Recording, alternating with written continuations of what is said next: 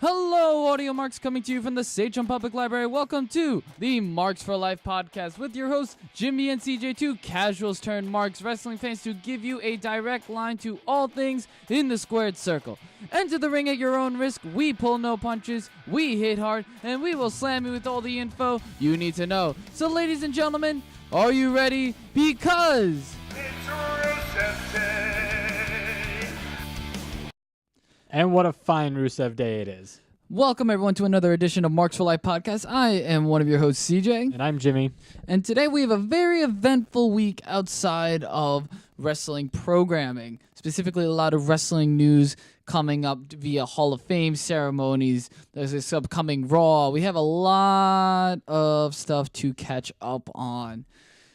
It's been a crazy week wrestling news-wise, I gotta say, though. Yeah, it's been crazy. I mean, from our fallout from last week's pod into this week, it's been kind of a helter-skelter ride for sure. Oh my God! Between the breaking news with Paige and Mark Henry, which update with Mark Henry? He actually signed an ambassador's deal, so he didn't really say that he retired, but it kind of just looks like he retired. Well, is it like in-ring retired, like official, no longer a wrestler, like only like if they need him kind of retirement? I don't know. I don't know how an ambassador deal works. So I mean, Hogan was an ambassador, and he only showed up, what? Hogan also had a lot of back injury and back surgeries and stuff. That's true, but I mean, for being on television, stuff like that, he was only there for a couple times, and then he had his own. He did his own television programming with WWE for Tough Enough that year. Yes. And then the allegations came out and stuff. Yeah. So, I mean, the good thing is that Mark's not really going away from WWE. It's just moving away from in-ring. Yeah, it's like what Michaels did or Big Show. They just they do a lot of ambassador roles. You know, they just meet up and stuff. Which is good because I mean, is he gonna be at Raw 25? Yes, he was announced for Raw 25. Awesome. I actually have the updated list for Raw 25. Okay, we'll get into that. I think. Yeah, we'll get into that later in the show. But let's talk about Hall of Fame really quickly. They've we talked about it I think last week as well. But officially, the first inductee and the headliner for the Hall of Fame is in fact Goldberg.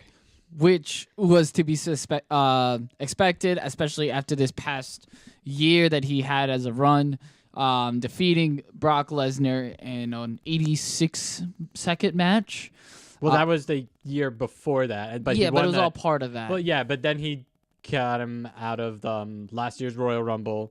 He defeated Kevin Owens for the Universal title, and then he lost to Brock Lesnar at Mania. At a much better WrestleMania match compared to the one that he did at everything was a better WrestleMania match than that Brock Lesnar than the first Brock Lesnar Goldberg match. But that one was really good. Did you hear about who's inducting Goldberg into the Hall of Fame? No, I have not. All right, I heard who it is, but I'd like to hear your opinion on who you think should induct Goldberg. Who should induct Goldberg? Yes. I mean, there's a couple people I could think of. I mean, Eric Bischoff comes to mind. Ric Flair also comes to mind for some reason. Really? Why Ric Flair? Just because of WCW and. But they didn't even cross paths. I know, but that was one of them that I'd think. Who else? There was another person that I was thinking for Goldberg. Bill DeMott? Yeah, I was thinking Bill DeMott. That's another one. Is it Bill DeMott? No, I thought Eric Bischoff and Bill DeMott. Because it's Bill DeMott. Ooh, I don't think WWE's ready yet for bringing Bill back. They had Jim Cornette on there. Yeah, but Jim... Yeah, if Jim Cornette can go on the WWE Hall of Fame live television, then, you know... I don't know which one's worse, either Jim Cornette or Bill DeMott. Jim Cornette. I don't know. Oh, yeah. Jim Cornette. Yeah, it's Jim Cornette. But the name who is inducting Goldberg into the WWE Hall of Fame class of 2018 is none other than Paul Heyman. Oh, boy. I don't know how to feel about this, having Paul Heyman. I mean, I don't think it's going to interact with storytelling, but I mean from last year's Mania run, even like before like SummerSlam, it sounded a lot like Heyman did give respect to Goldberg and still does. Oh, regardless of. This isn't confirmed, ladies and gentlemen. It's just like a huge rumor right now that it's going to be Paul Heyman. Yeah, so going back to my thing, if like in story-wise, Paul did give Goldberg a lot of respect. And I can Yes. only imagine how much respect he got outside of the ring, like, backstage and stuff like that. Oh yeah, So- definitely. And it's really cool to see Goldberg being inducted into the Hall of Fame, especially for he had an illustrious WCW career. He lost only twice. Was two-time WCW World Heavyweight Champion, first ever undefeated champion. It was a fake undefeated streak though. I don't care. I know, but this is for WWE, and he didn't really have that good of a run in WWE though. Well, neither He- did Sting. Neither did Sting. I would agree to that. Sting but had 2 matches and lost. No, excuse me. He had 3 matches and lost 2 of them. this is true. This is true. It is true. Just FYI. I mean, it could have. His run could have been longer if that injury didn't happen. So, so I mean, with Bret Hart's career, well, yeah, Goldberg. but hey, don't hate on Goldberg because of that. Bret, I'm not gonna give full blame to Bret or Goldberg. Yeah, Goldberg caused it, but Bret knew that he was working on borrowed time at that point, and just kept working and fully knowing that he was gonna have a concussion. So, Nonetheless, though, Goldberg had an illustrious WCW career. Just don't ask He did. Bret Hart. Just don't ask Bret Hart. Oh god. He defeated Hogan Yeah, he at did the defeat- height of NWO.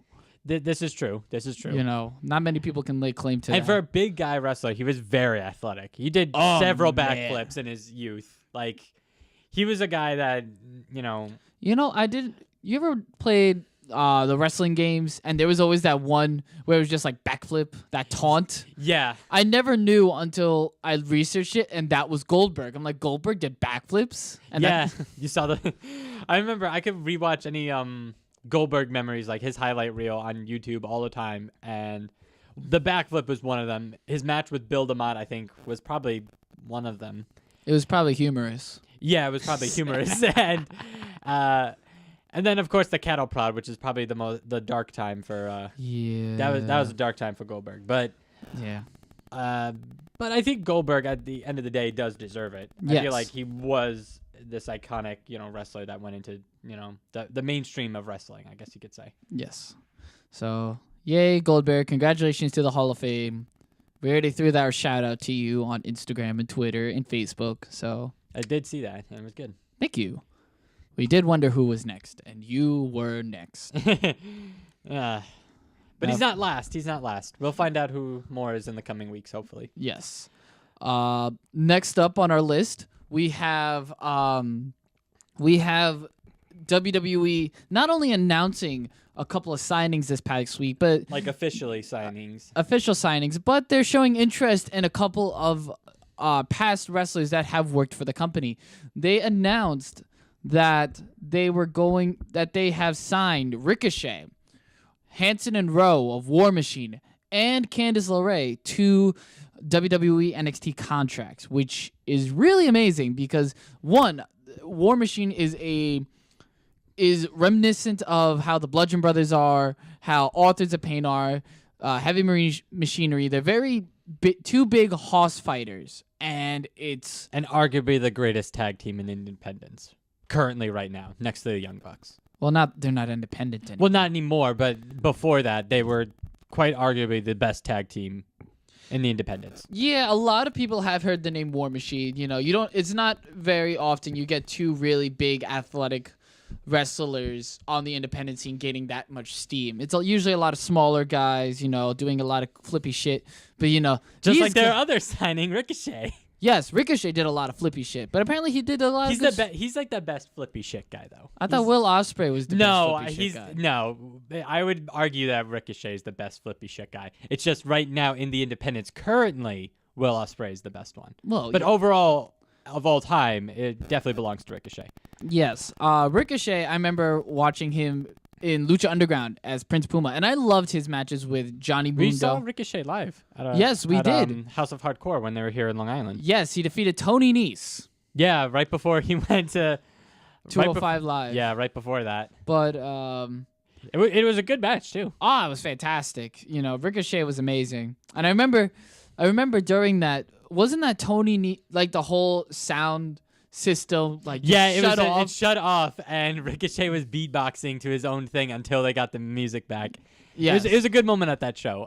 Ricochet, if Ricochet could pull off charismatic stuff like that during his time in WWE, it's gonna be very fun. He's a very funny guy. Very, you know. I don't know. I Cool. can just imagine the bad stuff that they're gonna do with Ricochet. And As long as he doesn't go to 205 Live, we're set. that's not gonna happen. As Well, lo- he's a bit like for a cruiserweight for being billed at 205. He's a pretty tall guy. He's like a Finn Balor. Yeah, he's like like a Finn build. Balor. Yeah, he's like a Finn Balor-esque, but he's taller than Finn. I'm pretty sure he's taller. Everyone's taller than Finn. Don't worry, we'll get to talking about Finn Balor later. But Yes. And finally, Candice LeRae was announced. I'm actually really happy. I really liked Candice when she was in the Women's Classic, so I think that she's going to be a real asset I want to see her and Gargano go for the Mixed Match Challenge Championship. if they do that. That'd be cool. It would be, but that's not. Next year, I could definitely see that A mixed husband and match wife. thing. Yeah, definitely. I could see another mixed match challenge happening. I either- think they need more again- like styled tag titles like that. But we'll definitely talk more about the mixed match challenge because I have opinions on it Okay. that are skewed in favor and they're and some negative. But Of course you do. but for next time, I would love to see Johnny Gargano and Candice LeRae as a team. Yes. But something interesting that I was listening to other podcasters and stuff like that were talking about it. Do you think that War Machine are going to keep their tag team names and Ricochet is going to keep his name? Because it's going to be hard for War Machine because of a lot of things. One, there was like this report of an MMA fighter named War Machine who was how do I say this? A domestic abuser, and also with copyrights from Marvel DC for owning War Machine as a right. Well, And then I don't know about Ricochet, but I don't know if he wants to give up his name to WWE or not. I mean, that one's gonna be tough. I mean, the same thing goes for the two guys that are interested. At least one of them, I don't know if he's gonna use that name. let's see. So going to War Machine has had that name for the past couple of years. That's So true. I don't think they're gonna have anything to do with DC, with Marvel, because Marvel would have intervened by now. That's true, They but they would- are going into a more public arena, and I don't know about trademark law and everything of how that's gonna work. Well, because there's multiple things that are like that and stuff. Otherwise, DC would have stepped in when Roman Reigns was using something called the Superman Punch. This is true. Yeah. Okay. The only thing I could see them having a problem with is video game. Yeah. Because I remember when CM Punk was in the WWE at the time, when he was in video games, they censored out his Pepsi tattoo logo and his His his G.I. Joe Cobra Commando. yes. Yeah. So there could be something like that. I don't know, but I think they may get rid of War Machine just for the name it implies. That's correct. That's Now, what I could see. Now, for Ricochet, it's kind of a similar thing. Now, the reason why I'm saying that is because, one, I would say he owns that right to that name. Yes, And I believe so. so I don't know if he wants to get rid of it or give those rights to WWE, because if he gives those rights away, then he goes back to the independents. There's that one. And then the second one is from that old TV show a long time ago when we were kids. Lucha Libre. Lucha, and the yeah. main character's name is Ricochet. Oh, I don't know. that's I mean, not I going to don't- be a problem. They went out of business. That's true, but I don't know. I really don't think Cartoon Network's going to. I know, but it's trademark law. It's a little different. It's copyright trademark law. Again, they would have, intervened. I could see him keeping the name Ricochet though, because of a lot of wrestlers coming in the past couple of years that have been keeping their name. Roderick Strong, Austin Aries, Bobby Roode, AJ Styles, Samoa Joe, Red Dragon, Adam Cole. Well, Red Dragon didn't keep their name. Bobby Fish and Kyle O'Reilly kept their name. Yeah, but they've been called Red Dragon on television. All right, I'll hold to you on that. but I Shinsuke don't know if that's true. Nakamura, Akira Tozawa, Tony Nese, Drew Gulak, Cedric Alexander. A lot of these names are independent names that have gone on to WWE. So I could see them keeping Ricochet's name, but at the same time, I could see him changing it. Look at Kevin Steen to Kevin Owens, El Generico to Sami Zayn, Finn Balor, Hideo Itami. There are instances where they would change it. I feel like now that it's a much more public company, and especially since they own names, like the wrestlers coming in own those names, there is a chance that we could see him come under the name of Ricochet. But there's also a chance that we could see him come under the name of someone different. All right. Now this goes into the other part of this story. That was the reason why we're talking about the other two names that are interested. Yes. So Ethan Carter III is the one I was really talking about, and then Yes. Bobby Lashley. Bobby Lashley's not gonna have a problem because he was called Bobby Lashley in WWE. Yes. When he was there. In WWE, I don't know about EC3 because I don't know if TNA, Impact, or whatever they want to call themselves own Ethan Carter III. They may own Ethan Carter III, but not EC3. Ah, okay. I remember reading a story where EC3 was applying for that trademark, so he could own it. So we could have a similar situation as other people that come in owning their names. So we could just potentially see some, EC3 debut instead of Ethan Carter III. As for Bobby Lashley, he's going to be just fine. But Bobby Lashley's going to be fine. But the fact that WWE is really interested in bringing these names back kind of goes to show how they really rebuilt themselves without WWE. I'm going to be honest. Help. I'm giving a lot of credit to TNA with this because TNA has been like a farming ground for WWE, like ROH. Just look at the names they've signed. AJ Styles, Samoa Joe, Bobby Roode, Eric Young, Austin Aries, Drew McIntyre, EC3, the Hardy Boys. You have Gail Kim. Gail Kim didn't come back. Well, yeah, but Yeah. she did. She was in TNA, then went to WWE, and then went back to TNA. But Yeah. she did get a start from TNA, though. TNA has done a lot for WWE wrestlers or former WWE wrestlers looking to rebuild themselves, or wrestlers that have been underutilized in WWE and look to prove their worth. And now WWE is back to signing them, which is great.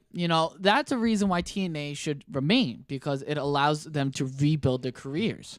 Yeah, except TNA needs to do a lot of soul searching to figure out what the hell they're doing. Oh, of course. But I will give you that. They have given an avenue for guys that were underutilized in WWE to come to their company, rebuild themselves so they can go back. So I will give you that. EC3 was known as Derek Bateman. Yeah, in- it was. in Yeah, it was WWE. it was a rough. But he rebuilt himself as Ethan Carter III with Yes. with a really good gimmick, a really good build, really good promo skills. The only part that I'm really sad about this is that we're never gonna hear "Trouble, Trouble, Trouble, Trouble" in WWE. His theme music. He had arguably one of the best theme musics in TNA. They could do a remix, like That what would they be- did with Woke and Matt Hardy. That's true, and that was awesome. By the way, Yes. I loved it. Oh yeah, it was amazing. As for Bobby Lashley rebuilt his career back in TNA. I want to so- see Bobby Lashley versus Brock Lesnar immediately. I want to see Bobby Lashley versus Samoa Joe. Yeah, I want to see that too. I want to I see. want to see Bobby Lashley versus Brock Lesnar in Bellator. That's what I really want to watch. I don't- Because he's never going to go back to UFC if he doesn't yeah. really rebuild himself after Mania. But it's possible he could go to Bellator. So another interesting fact I just want to point out there: EC3 stopped accepting tour dates, Yeah, because independent dates. well, they also both Lashley and EC3 also recently said their goodbyes on TNA as well. But here's the thing: EC3 canceled something that he had lined up for January 28th. Ah, so it's possible we could see him at the Rumble. Exactly. That would be sweet. I would love to see. Bobby Lashley is not as big of a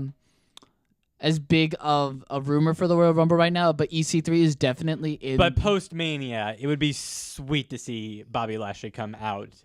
Oh yeah, I want to see him take out Cena Oh god, or that'd Samoa be Joe so good. or Roman Reigns. Yes, we'll get to Roman Reigns later, but yes, Yes, I would love to see that. That would be amazing. The next topic that we wanted to talk about was Raw 25. I'm not sure if everyone here knows. Me and Jimmy, as well as our girlfriends, we're all going to be there for Raw 25. We're going to be in Brooklyn. We're going to be there. We're going to cheer. So if you're fans and listening to this podcast and want to say hi to us, please, we're comfortable enough to do that. I think You've seen our faces. we're going to be posting all night and whatnot on social media, so don't feel shy. We are willing to come and talk and say hi and stuff. Yes. Let me give an announcement of the WWE guest list so far. So, announcers and managers, we have Brother Love, Yes. Eric Bischoff. Well, actually, hold on. Did you know that what is it? Bruce Pritchard, Brother Love, is going to have his live podcast in that center. In I did Brooklyn. hear about that. Yes. All right. So just wanted to make sure. So if you guys have tickets to that, I mean, please share it with us. Yes. We want to hear what goes on there. Go on. So anyways, we have announcers and managers. We have Brother Love, Eric Bischoff, Harvey Whippleman. Wait, hold on. This is where I gotta stop. Harvey Whippleman. Harvey Whippleman, and I'm very excited because I was really hoping he would pop up just for the Oh name. my god. Oh boy. We have Howard Finkel. We have the Fink. We have the Think. Yes. Oh, thank God. Jerry Lawler, All right. Jim Ross. Yep. Jonathan Coachman. We got Coach. We got the coach. Coach is back. Is he gonna be announcing? Oh, please. Oh God, it'd be great. JBL, John Bradshaw Layfield. Well, yeah, because APA is coming. I know that. John Laurinaitis, People Power. No freaking way we're gonna get. Yes, we're going to get People Power. Oh God. Let's see. We have Lillian Garcia, All right, that's good. Teddy Long. Playa, holla, holla, playa.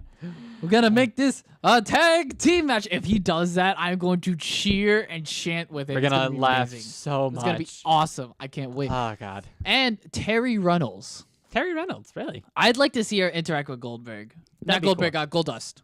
That'd be cool. Yeah, that'd be nice. All right, so who do we got wrestler wise though? Legends of Returning Stars. We have the Bella Twins. All right. Boogeyman. Boogeyman. I'm the boogeyman. I'm gonna get you. Of course, because we are in Brooklyn, we have the Brooklyn Brawler. Yes. Gotta give it up. Gotta give it up, man. Yes. We have Chris Jericho. Which we have to talk about that once you're done with Yes. the list. Christian. All right. D-Generation X. Wait, which members of DX? Everyone. All of them. Okay. Triple H. Triple H was announced. Shawn Michaels was announced, and X-Pac was announced. Okay. So, but New Age Outlaws. I was getting to that. Okay. Okay. They were on the end section. Oh, okay. So Yeah. they have their own separate thing. Interesting. Dudley Boys. All right, that's good. The Godfather. God, that's gonna be great. Yes. All aboard the Ho Train. Jacqueline. All right. Kelly. All right. Maria Kanellis. Interesting. So hopefully Mike Kanellis shows up. Oh God, Michelle McCool. that I'm really excited about. I hope Layla is also showing up. That would be nice. Lay Cool coming back. You're not enough for me. That's the only part of the I song know, that's horrible. Mark Henry and Jeff Hardy were announced to be at the show. Okay, but we're not gonna see Jeff wrestle though. No. I think it's a little too early still. Yeah, his Do you think injury. he'll come back as Brother Nero though? That'd be awesome. Well, his Twitter handle is Brother Nero deleted, so I'm curious now. He's gonna come out with Woken Matt. My apologies. Guess who else is coming? I don't know. Who? Montel, Montavious, Yes! Porter. Yes! MVP, baby. Ballin'! Oh God, I haven't seen him in so long. I'm excited for MVP. Oh, God, 'Cause that that's was gonna be- announced. I'm like, what? MVP is showing up? Yes, I love this so far. Keep going. I'm really excited. Keep going. New Age Outlaws, All right, Ric Flair, good. Ron Simmons, Oh, but damn.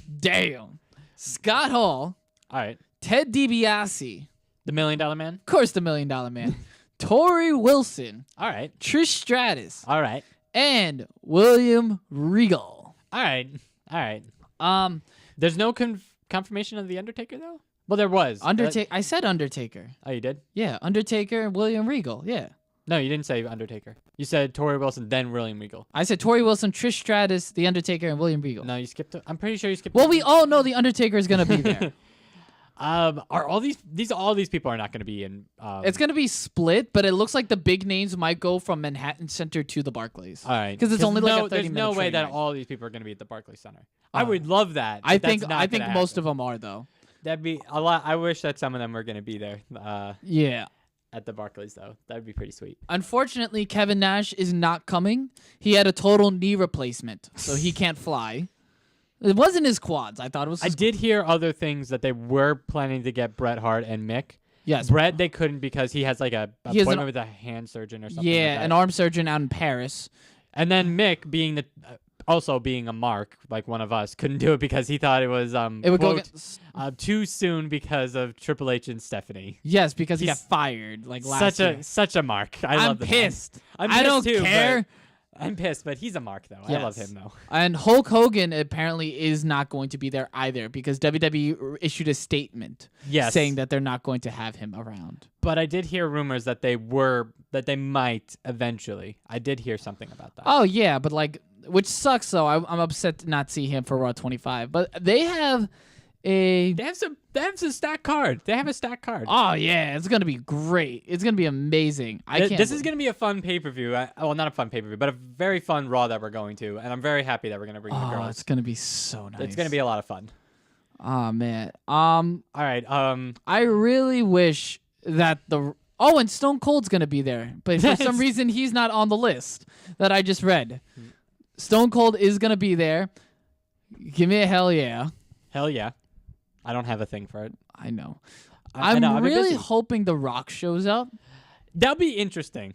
If he does show up, I mean, yeah, of course I want to hear his Rockisms because he's going to get like a 15-minute promo because it's The Rock. Yes. But I think it would be really funny if he does actually announce that he's going to be running for president. I think it'd be really funny. I don't think he will just yet. It's too much. He said that he'd be doing 2024 though.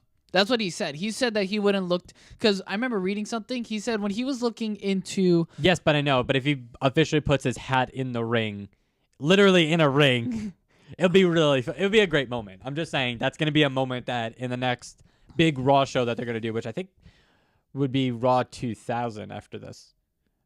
maybe I don't It might know. be Raw 2000 after this because that's the other big Raw thing. 1000 was a couple years ago. Yeah, that's true. But Raw I think 1000. SmackDown would be next actually. Well, SmackDown they haven't should- done any big shows though for SmackDown like that. Well, they don't usually do big shows. That's true. You know, it's only every couple of years. But I think SmackDown's the next one because SmackDown was when did it come out? 1999. Yeah, so it'd be a 20th anniversary Yeah, and next that's year. So Next that's year? coming up soon. Yeah, it's okay. We're moving That'll from be- Raw 25 to SmackDown 20. Oh man, I'm hoping Edge shows up for Raw 25. He hasn't been announced yet, but if Christian's gonna be there, Yeah, if Christian's gonna be there, they're definitely gonna put Edge. I hope so. And Beth Phoenix was Beth Phoenix hasn't been announced yet. Yeah, but she has been doing commentary for the Mixed Match Challenge, so it's she possible. has. So it's possible. It'd be cool. Let's move on to the next thing, which is in fact our. Hold on, wait 1 second. Second button to the left. Our Braun Strowman highlight reel. Now, hold on. I know that you're ready. I'm just mentally preparing myself. Hold on. And go. Jesus freaking Christ! Look at this Braun Strowman dude. All right, last week I went off on a tirade because not only did he flip over an ambulance in the past year, he freaking like survived an ambulance crash, freaking throwing lawn chairs and freaking armchairs at people, destroying the hell out of Brock Lesnar at SummerSlam, freaking throwing people into freaking garbage trucks, and oh my god. And then last week he gets a grappling hook, puts it on the scaffold, and then when he puts it on the scaffold, he just tugs and pulls, and then throws it on Kane, and then throws it on freaking Brock. They're not dead. They're near dead. So Braun goes to tell a story, and he just says it like I did, but not as hype. Kurt Angle comes out, and this dumbass wants to fire him on live TV. I agree with Booker T. It's like, you don't freaking fire him on live TV. You send him a fucking email, so this way you don't have to die. But of course, Kurt Angle wanted to die. So Braun Strowman, about to leave, he's like, you know what? Fuck this. He went off, and he literally beat the living shit out of every independent wrestler turned security cop. Jesus Christ, he was throwing people around. He was launching people 6 feet up in the air. Freaking hell, man. Holy shit. And then he goes over to Kurt's office and literally just throwing shit everywhere. Throwing chairs, throwing freaking, like, TVs and shit. Just destroying everything. And then he does, like, he goes around, he beats the holy hell out of Kurt Hawkins, giving him another loss. Goddamn, Kurt Hawkins, you suck. What the hell? You should have ran. When last time you saw Braun Strowman, he put you through the freaking, like, Titantron thing. Like on the bottom of the Titantron. Why didn't you run? You a dumbass. You died. And then the cake guy survived somehow because he had fucking cake. Chocolate cake. Good for that dude because he's just like, You know Jurassic Park? You just stand still so you don't have to die by the hands of the T-Rex because the T-Rex won't see you. That was freaking Braun Strowman. He saw cake. He's like, cake. And so he just takes the cake. He's like, good cake. And he just runs. Then goes to the freaking production truck. Holy shit. He goes to a freaking production truck asking like a freaking third grader or like my freaking nephew who's like 1.5-year-old that goes, what's that? What's that? What's that? Shout out to Cooper. Yo, this little baby, 1.5, goes, what's that to everything? Braun Strowman was doing that, except he's like 6'8", 350 something pounds of pure muscle with a giant ass beard and a weird ass freaking ponytail. And I won't say that to his face because he will literally break me into 3.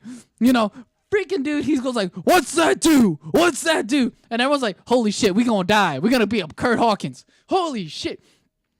Tells everyone to leave. These dumbasses didn't leave. They just hid in the freaking corner. We're like, oh, let me go back into the fucking production truck. No, you fucking run. You fucking run. You guys, damn white people don't know how to freaking live in a freaking horror film. Yo, Braun Strowman Angry is a horror film. Braun Strowman leaves. And then he freaking pulls the freaking truck thing, Optimus Prime. He pulls it out away from the production truck. You see the production truck get like a freaking earthquake. And then, motherfucker, he freaking lifts and tips and pushes this freaking Optimus Prime truck over. He just lifts it and throws it on its side. Like, oh my God. WrestleMania 34. We're going to have Optimus Prime versus freaking Braun Strowman. I'm calling it now. Holy crap. And then Kurt Angle's like, what are you doing? And he's like, you fired me. I'm wrecking hell. Holy shit. Kurt Angle, you're an idiot. You're worse than Mick Foley. Jesus Christ. And then he goes over and then freaking Michael Cole, Booker T, Corey Grace, they're over there by the announce table. Braun Strowman goes over and he's like, rah! And then Michael Cole, being the dumbass, was like right next to Booker T. Booker T, knowing how black people are in a freaking horror film, knowing how they die first. It is not me being racist. I swear to God, what horror movie do black people live? Get Out. That is the only one. Freaking Booker T, he was smart though. You want to know how he was smart? You want to know how he was smart? He pushed Michael Cole. He pushed him. He's like, oh, hell no. Pushed him. And then Michael Cole's like, oh, shit. And then Braun Strowman just freaking tosses him after getting rehired by Stephanie McMahon, courtesy of Kurt Angle. He picks him up, throws Michael Cole over like a freaking sack of potatoes onto the rest of the Rent-A-Cop, Security Cop, independent wrestlers, and just goes, Braun! And then I'm just like, what the hell? And that is our Braun Strowman highlight reel. Okay, I just wanted to say a couple quick things. First time we were in the production truck, and the first time that we actually got to see Kevin Dunn in a snaggletooth. Oh, okay. Just to be interesting. So if any production problems that you've seen while watching WWE, you blame Kevin Dunn, and that's just what it is. Secondly, very bravo. Good job, sir. Thank you. I think that's what we're just going to do from now on. Just let you... Just let me rant about Braun Strowman's freaking booking. It was great. Like, I think every show that Raw does from now on needs to have a Braun Strowman destroying something segment. For an hour! For an hour! It like was... most of my Hulu was Braun Strowman literally just mad, like, you're gonna fire me? Raw! Cake! Raw! Production truck! Raw! Like, I'm not gonna lie. When he said the cake thing, I thought it was like, put your face in that cake, and the guy was gonna do it. But instead, he just grabs the cake, eats it, and puts it back down. yes! Just as funny. I'm just saying, next time, tells the guy holding the cake to eat the cake, and he just puts his face gently in the cake. It'll be hilarious. But I remember watching that, and I saw the Booker T thing, and I had to rewind it, and you see Booker T push Michael Cole down, because he knew. He's like, It's like, nope. I've seen horror movies before. The black guy goes first. I'm done. yes! Jesus Christ, the only time that the black guy actually lived was freaking Get Out, where that was the whole point of the movie. Spoiler alert. Black guy lives. But, oh boy, it was great. Oh my God. We don't deserve Braun Strowman. We don't deserve him. And he's just screaming, get these hands. I'm like, I don't want to. I was dying of laughter watching it. I watched it live. That's how great it was. I just heard the rumor, like, I just heard the news. Braun Strowman lifts a freaking truck. I'm like, what?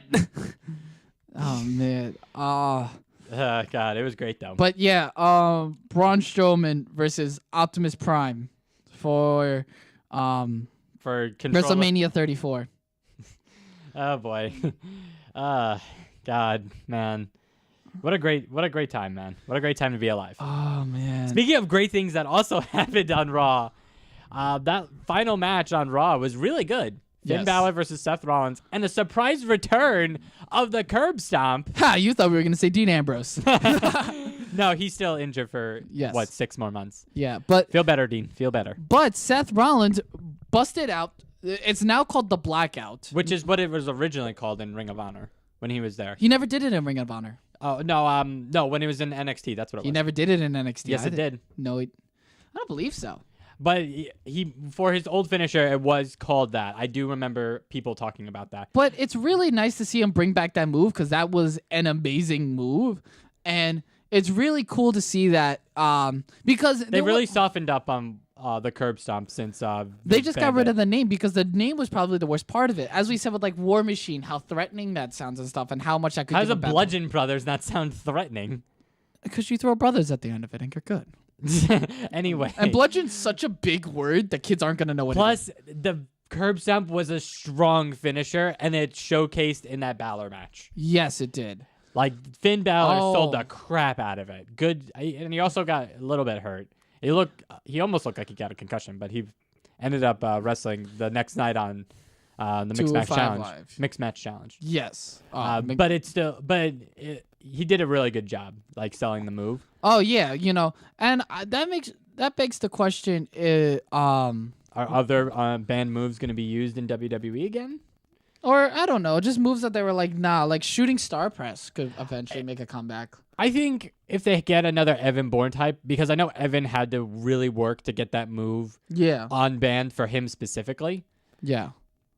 So if someone else could do 100 of them in a row like Evan can, I think Ricochet could do something. I was like about to that. say Ricochet is probably our best bet, but like it's really nice to see that because Seth Rollins, it kind of sucked not having him not use that. I hate Yeah. him when he used the pedigree. I mean, don't get me wrong. I like it when wrestlers pay homage to that, but when Yeah, you're overplaying on that finisher, it doesn't look good. I didn't like the pedigree. I didn't like that ripcord thing that he did with the knee. It's a better setup signature move than an actual finisher, in my opinion. So, like, if he does the ripcord and then does the curb stomp, then I'd be happy because that to me looks like a really good finishing combo move. But I missed the curb stomp. I didn't believe how much I missed the curb stomp. Have you heard some of the things that people are talking about online about it?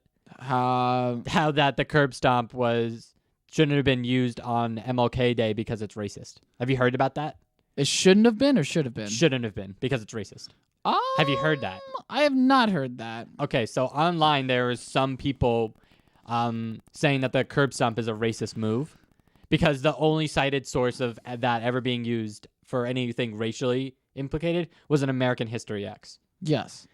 So that's the only reason why it is. But they changed the name to Blackout because of the curb stomp. Also because blackout also. Yeah. Well, For that Blackout reason. is more like electricity. Just I don't know. Like I don't really know the whole racial implication, mainly because we're both not black. But at the same time, like, I mean, I guess I can't really say for sure that it's a racist thing just because of who I am. think it's people looking to complain But about I think something. it's but looking at it from an outside perspective, it does look like people complaining about it because, It's just something to complain about. yeah, exactly. Like there's nothing racist about the curb stomp. Like, Well, yes. there's something I think. I understand why they banned it at first because of the name. It really is a bad thing. And the concussion lawsuits they had at the time. At the time, yeah. So it made sense. Now they're bringing it back. It needed to be back because Seth really needed something else. Yes. The ripcord just wasn't doing it. No. So I'm glad that Vince was like, you know what? We settled down. We waited a long time. I think it's okay that you use the curb stomp. Just call it something else and we'll be okay. And now we could see the greatest RKO ever as a highlight reel again. Yes. God, thank you. That was amazing. I remember watching that live and I'm just like, what the fuck? I was like, what? Okay, so between that one or the shooting star press RKO, which one's better? Curb stomp. Curb stomp one? Yeah, that one is a because little here's bit the thing. I remember in interviews with Seth Rollins, he was telling Randy was talking about how he didn't even think they could pull it off because they kept practicing it and it just didn't work. And they did it live. And Randy's worked. like, I really want to do it. And he's just like, it would be so cool. And Seth was like, let's just do it. So he did it. And you just see Randy Orton like cheering like, I fucking did it. Fuck yeah. Like he's just cheering and stuff. And the ref's That's when like, you have to pin him. Like, you could just see the emotion, and it's just amazing. But now we get to see the greatest cash-in ever, too. So, welcome back, Blackout. Now, a lot of people say that this could end up being part of a storyline with Finn Balor, because the way Finn Balor was selling, it's like this is the second time they've been in the ring twice, and both times he could have potentially been injured. Between the Blackout, and his buckle bomb that he did on the barricade, so this could lead to a potential storyline between the two, which I'm really happy about. Yes, and if this can lead to like post-Mania, Balor Club versus the Shield, I think we'll be happy with that. Yeah. Let's move on to SmackDown and some things that happened there. Yes. So they had the U.S. Championship Finals on that week's SmackDown. Yes, they did. They pulled it from the Royal Rumble. Originally it was supposed to be for the Rumble, the United States Championship Finals. Then they moved it. They pulled it. And they were going to do it next week in Washington, D.C. in SmackDown. Yeah, that's what I thought I think that would have been better just yes, for show purposes, because now what are they going to do next week? But next week, I think... So, spoiler alert, Bobby Roode defeated Jinder Mahal for the United States Championship.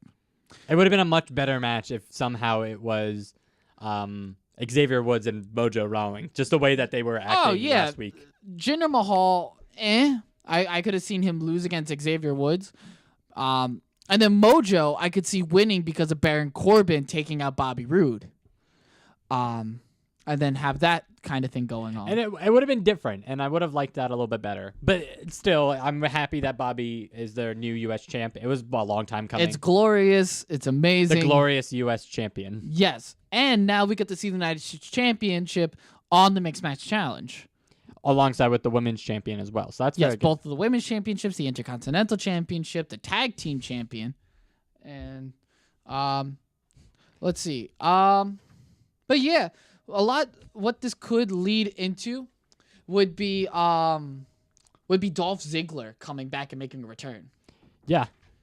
And we could see Dolph Ziggler versus Bobby Roode for the United States Championship as like a unification match like CM Punk and John Cena.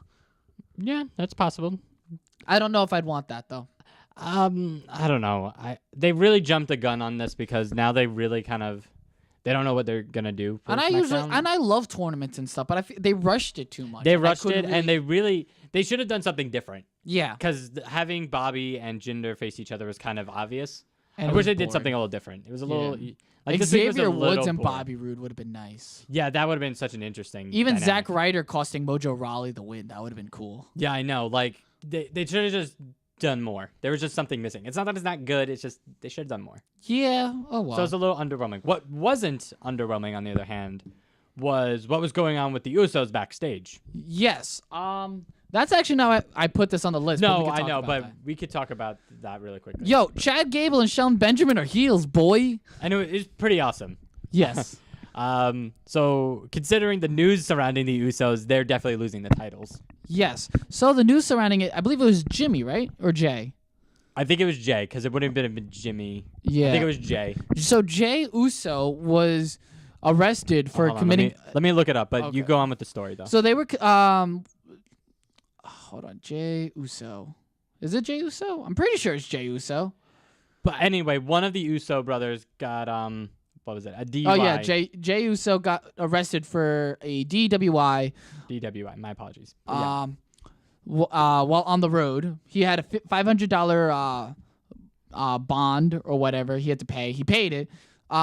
But this doesn't look good for the SmackDown Tag Team Championships. It looks like Chad Gable and Shelton Benjamin could win it, especially after this angle this past week where they got the upper hand and sneak attacked, turning heel on the Usos. Which you could kind of see this coming. The Usos have been... they had to turn face at this point, but they're still retaining their original characters, which is nice. I liked it a lot. They are going to lose the titles, which is a little sad, but we're going to get pretty good heel champions out of this. Yes. And I don't see them losing it at any time. I don't want them facing the New Day to lose the titles. I think they'll face them at WrestleMania to lose. But I don't know. I don't know if New Day would lose to Chad Gable and Shawn. Then yeah, I would like that. But then I kind of want to see a new tag team come around, and you know who I really want to see come and take those titles away from them. War Machine, No. Bludgeon Brothers, No. Authors of Pain. Yes. Okay. I would like to see Authors of Pain make their debut post SmackDown WrestleMania and absolutely destroy both of them because it would be a hell of a moment. What about Charlie Haas and Jason Jordan? Oh, God. We have to wait for Charlie Haas to return first. And He then returned we'll to get Jason that. Jordan. Yeah, exactly. Yeah. We got to wait for that first. And But- then a tag team unification match with Charlie Haas. That's the idea. Yes. But going off of this scandal, this news report about Jey Uso, there was another news report About in the cousin. Yes, Roman Reigns was actually implicated in a steroid selling ring. Yeah, the steroids scandal. They what was it? The guy was in jail. Richard and he- Ricardo, yeah. Richard Rodriguez or whatever. Yeah, and he name dropped several celebrities who he was selling steroids to, and Including I think, Mark Wahlberg and stuff, which Yeah. I could see that. yeah, a little bit, but But Roman Reigns got dropped in, and now the Roman Reigns I think responded with "Who the hell is this?" or something like that. Yeah, he didn't know the guy. He hasn't done this stuff for like 2 years. Like he's learned his mistake from 2 years ago. Yeah, when he did the that wasn't steroids though. That was Adderall. which is different. That's for what, pain relief or something like that. So here's my reason why I think this is bullshit. But they do constant testing at WWE. They're a public company. They have been doing these tests for an extremely long time. Guys like Randy Orton have been punished for it. Guys like Ken Anderson, Ken Kennedy at the time got in trouble for that. And there were several other wrestlers that got in trouble for the steroid things post was it Benoit and Guerrero. Yes. So they take that shit seriously. If somehow WWE is scooting Roman Reigns under the rug for any steroid use, that's gonna impact them pretty big financially, and that's gonna be a real problem to Roman Reigns. If this is true, this is true. I don't believe it is because that's a really big assumption. Yes. So it's a huge assumption, and there's no proof behind that. I think the guy might have just started name dropping even celebrities at that point, like Mark Wahlberg, just for stating that. But if it is true, that's going to be a real problem. Yeah, because they spent the past 4 years building this guy up to be their guy, and if he's implicated in a steroid scandal this big, Yeah, then there's going to be a huge problem. Then, I mean, I don't know what's going to happen from that. Vince is technically still in charge of the company, and Roman Reigns is his guy yeah, that he picked, so he may not. I don't know if it might start another steroid trial. I don't know. I don't know. Again, I don't know because I'm not an expert in legal matters pertaining to this situation. But if it's true, it's not looking good. No, I don't think it's true because WWE would be really stupid if they would let this be scooted under the rug. yes. I mean, and besides, Roman Reigns doesn't look like a guy who takes a huge amount of steroids. Not a huge amount, but like I think maybe before, like, I don't know, probably before he got into wrestling, like after he left college football, he might have taken a couple just to look the part, but I don't see him doing that. He's a big company guy. I just don't see that. I just don't see it. I get you. But anyways, this is very damaging. you know. If it ends up being true. So, man, Yeah. it's gonna be rough. I'll give him that. All right, let's move on to the next thing because that was a really dour Yes. topic. Not as dour as the Page thing, but it was pretty dour. Yes. So we have the favorites for the Rumble revealed. I did hear something about this, but go on. Did you hear the same thing I did? It possibly go on. Bring out the favors for. So of course John Cena, Roman Reigns, Randy Orton, and stuff. Shinsuke Nakamura popped up this past week as a favorite. That's not too surprising. But there was someone that came up after him that was like the top favorite right now. I think we are talking about but go on. Daniel Bryan. That one did surprise me. That surprised me a lot that Daniel Bryan is considered If he shows up at the Rumble. at the Rumble, number 30, and wins, I will lose my shit. That's going to be crazy. We will watch it at your house, of course. I will give you my password to watch it on the network at your house. If that happens, we will lose a shit. It's going to be crazy. Oh my God. I will be going off the walls. It's gonna be crazy if that happens. I don't know why. I think this happens almost every year for the Rumble. Well, not every year, but Not with Daniel Bryan. The fact that they're really like they're putting a lot of favorites on him, I don't know. I mean, if they're, man, I really don't know, man. I think this might end up being like a story that Daniel Bryan's like holding off. Like, yeah, they told me they could wrestle, and they just kept lying about it for the longest time for this particular moment. Yeah. But if that's true, I don't think that this is true though. I think that people at the betting sites or something like that are just putting it Daniel Bryan just to screw with us because definitely Vince has got some people in the pockets like, oh, put Daniel Bryan up for all these people that are Daniel Bryan fans to like be happy about it, and then when he doesn't show up, they'll be really upset. I can imagine that I don't happening. think Vince is gonna make that mistake again. I don't, because the last time he made everyone think that Daniel Bryan would appear and he didn't. Batista got booed the hell out of the building. And then the last time he made a mistake with Daniel Bryan, Roman Reigns won, and he got The Rock booed. So I don't know, Vince. Listen, nothing surprises me with Vince. He sold off a good share of his company to start up a new entertainment company. I'm not surprised by what he does. yeah, I don't know what the hell that's going on with. But this does bring some interesting thoughts to the Royal Rumble, and Yes. this does change a lot of things, especially with what's going on with Raw 25 as well, because that does bring in some interesting implications for what the Royal. I think it will, at least with certain names, and we'll talk about Raw 25 as our main event later. But Yes. let's get to our last thing. The Mixed Match Challenge happened this past Tuesday. Finn Balor defeated Sasha Banks. Finn Balor and Sasha Banks defeated Shinsuke Nakamura and Natalya in the first match of the Mixed Match Challenge. I thought it was fantastic. I thought it was a good great match. I thought it was a good match. I wasn't too disappointed in the match quality. I liked it. It was good. They all worked pretty well together.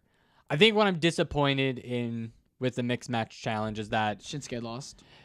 no, not really. Mm-mm. I mean, a little bit, but not really. I'm more disappointed that this is just a regular mixed gender match. Like the men have to wrestle the men and the women have to wrestle the women. There was a moment in that match where it looked like Sasha was about to attack Shinsuke, which I would have liked a lot, but it was still a traditional, I think they're gonna save those moments for later on in the tournament. I mean, I would just like to see a moment like, I don't know, if the match went a different way, and then I don't know if Vince would have shown up or anything like that, or like whoever is in charge of the Mixed Match Challenge coordination for that would have came out and be like, you know what, this match type is just a little too boring, so let's change it up a little bit. Nah, they would have shake it up a little bit, and then announce that men can wrestle the women and the women can wrestle the men. See, that would have changed the Mixed Match Challenge going forward after that, and it would have been much better. But they're not gonna do that because they're representing like a lot of charities, and because they're representing a lot of charities, they're getting a lot of publicity over this. I don't think that would be the way they would do it. No, I understand your meaning behind that. What I'm saying is that it would have. You're saying it like a mark. That's true. I am saying it like a mark, but I'm also thinking about it in a, how do I say this? In a way that elevates women up a little bit more. Because we would have seen more of that like match style and seen like, how like everything going on with the women around in America mainly, getting their voices outspoken a little bit more, trying to get equal pay and all that. I mean, this has nothing to do with equal pay. I'm just saying like we could see potentially like real intergender matches, and this could have been one of the first stops for it. I understand this is also a charity match, but if they really wanted to make a statement for helping women's rights, that would have been something that really would have sparked interest. Because if WWE, a fake sports company, can do it, it's possible that other companies would do something similar. I don't think they're doing that just yet. They've only had one intergender match in the past 10 years. Yeah, I know. I'm just saying it would have been something different, and in this like high political world that we're living in right now, in this high moment of women getting the voices out, it would have been an interesting moment if they capitalized on it. They kind of didn't. I'm not saying that the Mixed Match Challenge is going to be terrible. It's good. I'm just saying they're I- missing a mark, and I don't. I like how they're missing a mark, yet the first ever Women's Royal Rumble is happening in 2 weeks. I mean, we also have to think of, is that going to be that good as well? I think it's going to be good. Yeah, I think it's going to be good, but that's equality though. There's a difference between having the first ever Women's Royal Rumble, getting the same exact match but no men in it, and then wrestling men. Well, they've There's a done that huge in the difference. past, though. They with have, Beth but- Phoenix and Karma and China. Yeah, but they haven't. I mean, China is probably the only thing that I would come close to an actual match with men. But I'm actually talking about real, in air quotes, real wrestling match I with men. understand what you're saying. Just like, I just don't think that this is the time just yet. I think they're still trying to get used to the fact, or trying to still establish women as equal as men. I they're think still I disagree with you. I feel like they have made better strides to get that forward, and if they had done that, that would have been like the official moment of like, yeah, now we're equal, and come at us. I don't think that they're there yet. I feel like think they're they still need working. they need to take the risk in order to go to get success in this. I'm I- going to disagree with that. I don't think that they should make the risk just yet because they're still a public company. It's not like Lucha Underground. It's not like that. It's not like Ring of Honor. It's not like any of those companies that could take that risk because they don't have stocks and shareholders. They don't have a lot riding on that. I think they're making... No, but they do have programmers that would be like, okay, your content is obscene and we're going to cancel it.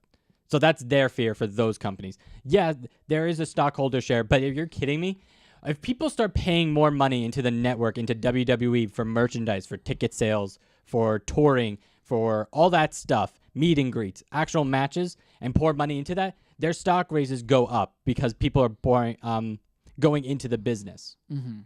So I understand there is bad publicity with that risk. I'm just saying that the reward for it is greater than that risk, and they need to take it. But they could either take the reward now with a huge risk, or they can move toward that goal in like a year or like maybe 2 years. They can get to that. I mean, we it said that takes said time. that with the women's revolution, and when that initially started, it was terrible, and we were thinking, oh, this isn't really going to happen, and then it happened. What, 6 months? Yeah, but Later? because 7 we months? wanted it now, and we didn't realize that this would take a while. And right now, To you're having the work, same yes. attitude about it with the women's revolution as you are with this intergender wrestling because you had to be patient with it. They are just now getting the women's Money in the Bank, main eventing shows on a consistent basis.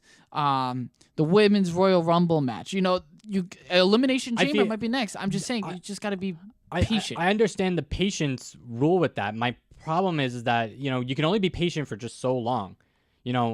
It's just time to we've been doing this whole patient routine and people getting fed up, and yeah, we're finally getting good with it. We have the backing of these women. They know they can do it. We have the wrestlers. They know they can do it. And it's just, what's the problem with it is just there's bad publicity. And I feel like, they're at this point that they're at a very high power.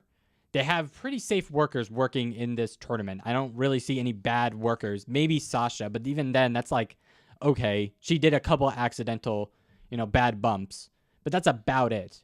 and, I can't ended think- Paige's career. Well, I'm still sore about that. Don't talk about that. So is Paige. Uh, I think that they're... but she's like the only bad worker in that. I think that it's going to take time. I think that as much as we would like it, I'm not saying it would be a bad thing to have it. Intergender wrestling would be great. I think that right now they have to make the slow steps and progress, but I think they're on their way to doing that. I think though they still have to establish a true identity for the women too, because they're still working on that. And once they, I mean, what exactly is the identity that they're missing? That's my question, because you have two stellar champs. You have you have two unstoppable monsters. You have a Money in the Bank winner who's ready to cash it out at any time. You have someone who is the babyface trying to establish herself as a top dog, trying to beat one of these champions. You have a heel that absolutely wants to destroy everything. You have two factions with that. I mean, what more can we start doing with these women? I think the first thing that we could do, we could give them championships, more to fight for. Tag team championships. Give them a tag team division. We could give them more opportunities to headline pay-per-views. You know, there are steps that we got to take for women to put them on par as men. Just having them wrestle the men isn't enough. Having them be... I know it's not enough, but it's Having them- that's a good risk that they can take. My problem is that we've been having this debate of whether these women can do it, and we do believe that they can do it. We can get into that part right there and agree on that, correct? Yeah, they could do it. Okay. And Do you really think it's the right time to pull that trigger? I mean, we've been the women's revolution happened 2015, 2016? 2015. 2015. So that's 3 years ago. Was it 2015?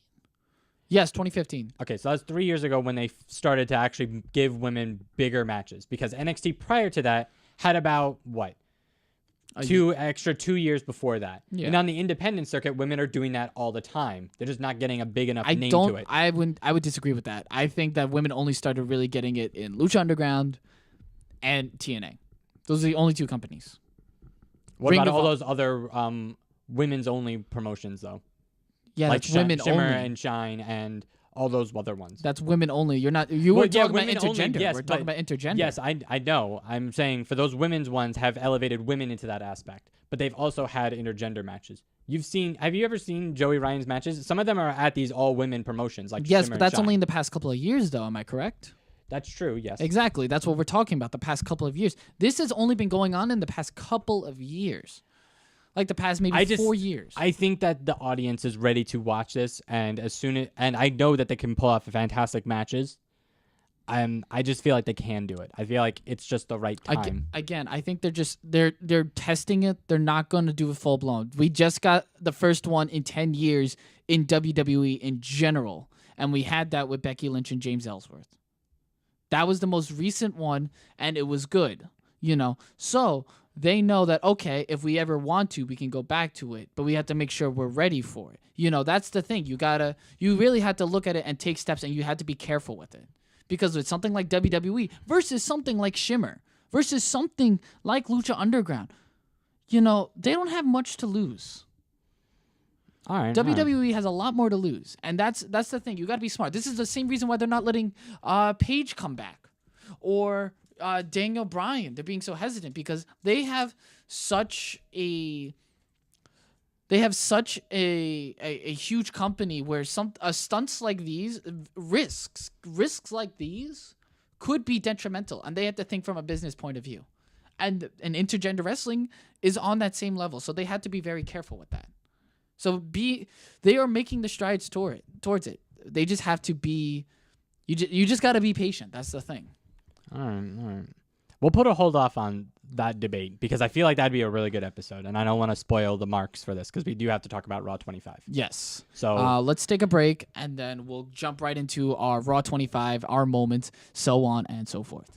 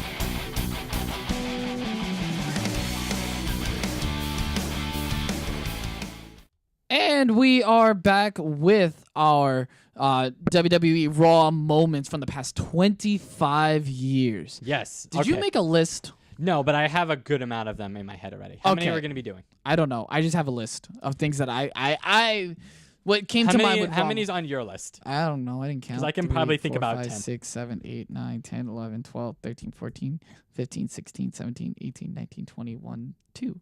About 22. 22? You think you can make it up to 25? Oh, no, we really don't. Oh have yeah, much time for that. I could do it. I don't care. No, let's break it down to 10 because I feel like that's a really safe Top number. 10. Top 10. We'll do a couple honorable mentions, and then we'll talk about our expectations of Raw 25. That sound good? Fine.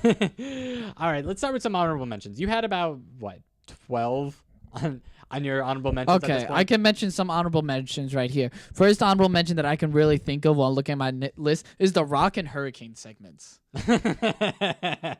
That's a good honorable mention. Like they were That's a just good one. funny. Like the Rock as a heel, and the Hurricane and the Just remember, this is the Hurricane. This is Shane Helms working with the Rock. And like the Rock would just call him the Hamburglar and stuff, and then the Hurricane would just make fun of the Rock's penis, like the penis size, and then the Rock would just be talking and slapping his dick, like "Shut up, don't worry, you're still the biggest guy around," and like just it was just funny. They just had a lot of good segments. I'll go with that. One honorable mention I want to put out is any Rock segment that had him interacting with Triple H, because we would get that great impersonation of Triple H that The Rock gives. You know what I'm talking about. I actually put I'm the gamer, and I want to play. I actually have DX imitating the Nation of Domination on here. Oh God, The Croc. oh God, we can't. That's not appropriate for 2018 anymore. But that's another really good. Who moment. was D'Lo Brown? Who was D'Lo Brown being played by? I think that was Road Dogg. Was that Road Dogg? That was Road Dogg, because Mark Henry was being played by X-Pac, and you couldn't. Oh, amazing. God. He's wearing the fat suit and complete blackface, being completely racist, Like- but it was fantastic. Like, oh, I my God. could definitely smell what the Croc is cooking. That oh was a God, yes. A lot of DX segments were really good. Yes. Another thing I have on here, cop out, Braun Strowman's ambulance like overturn. Personally, for me, that was a Raw moment, especially seeing it live. It was amazing. that was a good moment. I'll give you that. Yeah, I loved that. I loved Braun Strowman tipping because that was like the first indication of like, holy shit, what the fuck is this guy? And he was there. He was that guy. Let's see. I also got Stone Cold throwing away the Intercontinental Championship just because he didn't want to give it to The Rock, which I thought was hilarious. He's just like, "You want the title? Yeah. You want the title? Yeah. What? What?" Throws in the freaking Long Island Sound, if I remember correctly, and he's just like, "Go get it!" Like what? That was a good one. Oh God.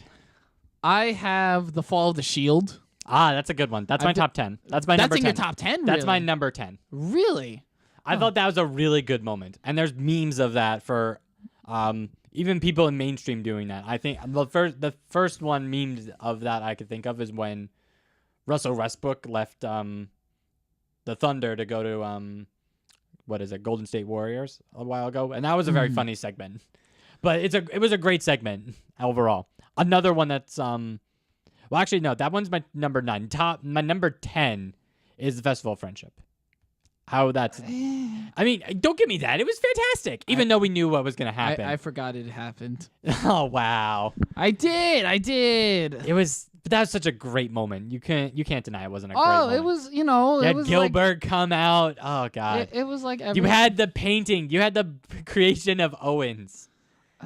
The creation of Kevin. It was such a great painting. I can tell that you hate it. I don't think it was like honorable mention.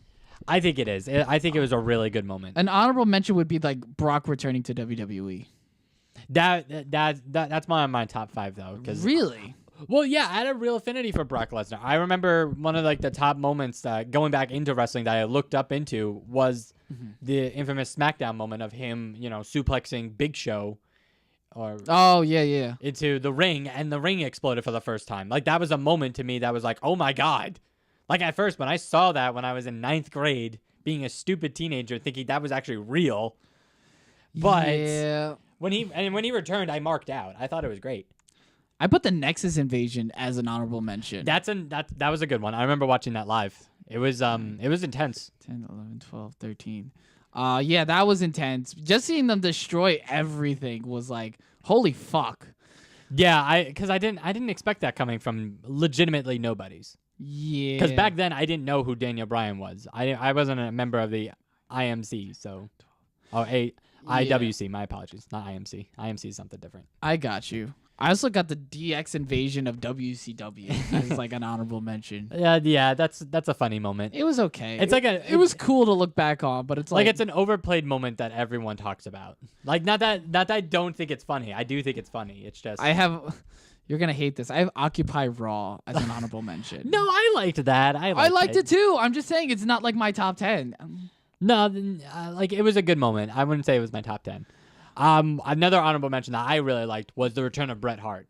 I thought that was that's the first actually one. my top 10 is like Bret Hart burying the hatchet. I thought that was a great moment. Like that's actually one of my top 10. All right, I think we've done a good amount of I think we've done a good amount of honorable mentions. One more, Goldberg debuting against The Rock. Because that's just like, oh, who's next? And you just see Goldberg walking through backstage like, holy shit, it's Rock's Goldberg. gonna die. All right, let's stop with our top 10s. Yes. Okay, so my top 10, my number 10, because we'll go from there to 1. My number 10 is, of course, the Festival of Friendship. I thought that moment was pretty amazing. Like, we knew what was going to happen at the end of it, but everything leading up to it was fantastic. They came out with, the burlesque, Las Vegas dancers coming out. They, Chris Jericho wearing his, special scarf and everything, having the list. Well, not having the list at first. Unveiling the painting and, introducing Goldberg, but in fact it turned into Gilberg, and then they destroyed Gilberg. Yeah. And then he opened up his gift that Kevin gave him, and it was the list, but it had his name on it, and Kevin Owens wrote it in, and then Kevin Owens destroyed everything. It was done beautifully. Bravo to them. I think my top 10, my number 10 would have to be Bret Hart burying the hatchet with Shawn Michaels. Like, back during then, I was into wrestling for about a year, and I already knew about the screw job. I already knew about it. Well, yeah, I knew about the screw job too, but I just got back into wrestling. So yeah, we both got back in the same time. And you already knew, if you were a wrestling fan, you knew about the screw job. And to see that moment happen live was just amazing. Like a burying the hatchet and everything. Like yeah. Well, then what proceeded afterwards was, and then McMahon kicked him in the balls. Yeah, I know. Which led to WrestleMania 26. Was a pretty... I enjoyed it at the time. I mean, yeah. I'm going to be honest. I enjoyed it at the time. But, like, Bret Hart burying the hatchet was probably my number 10. All right, I'll give you that. That was a good moment. Yes. All right, you'll go with your number 9. Number 9, because my phone just died, so I have to really remember what I wrote down. Okay. My number 9 would have to be the Mankind interviews. The series of Mankind interviews done by Jim Ross during 1996. Ah, okay. I thought those were 1996 to 1996. I thought those was extremely well done. It brought the Dude Life character to life. The Dude Love character, and it really made the audience sympathetic to Mankind. It really had them connect to Mankind, and I thought that was amazing. I loved the interviews that JR did, and not only just with him, like Goldust, when he was doing those series of interviews with Goldust, and you just really got into the mindset of those characters. And Jim Ross doing that interviewing, that's something that we haven't had in a while. And I remember those vignettes, those backstage interviews really brought characters to life, really brought those wrestlers to life, and I put him at number 9. I put that at number 9. That's a good number 9. I like that. Yes. My number 9, I think we already talked about it, was the Shield breakup. Yes. It was done pretty perfectly. They had a great pay-per-view the night before, and then I honestly thought it was going to be Dean Ambrose that was going to turn on the Shield. That's what I thought. When Seth Rollins did it, I was like, Seth what Rollins the fuck? didn't expect that at all, and my mouth dropped really hard, and I was upset that Roman got hurt. Like, I know it was fake, but I got upset that Roman got hurt. Looking back at it now, I'd be like, I wasn't that upset. But I was upset at first. Like, I did not see that coming. And it was like a good moment. It was a good moment. All right. What's your number 8? Oh, yeah. All right, I'm going to say this on the podcast. Do you have an Android charger on you right now?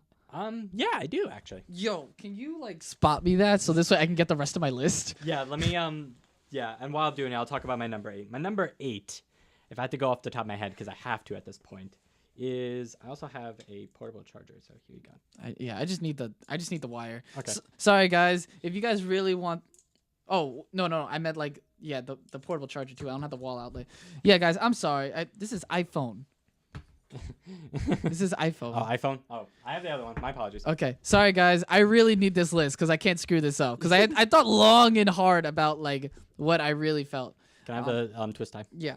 Okay, so your number 8. My number 8, if I had to pick a number 8, is Katie Vick. No. Ah!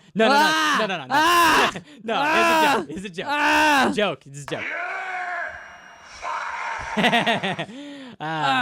Horrible. Why? No, Why would you even bring that up? That was horrible. it was a joke. Relax. Oh my god. It's a joke. Relax. It's a terrible joke. If I had to pick a number 8, and this one, if this Mark Henry retirement thing didn't just happen, I would pick the fake retirement. Really? I'm picking the fake retirement. That was a really good moment. Is it not working? I think it's working. It's okay. I'll figure it out. The Mark Henry retirement though?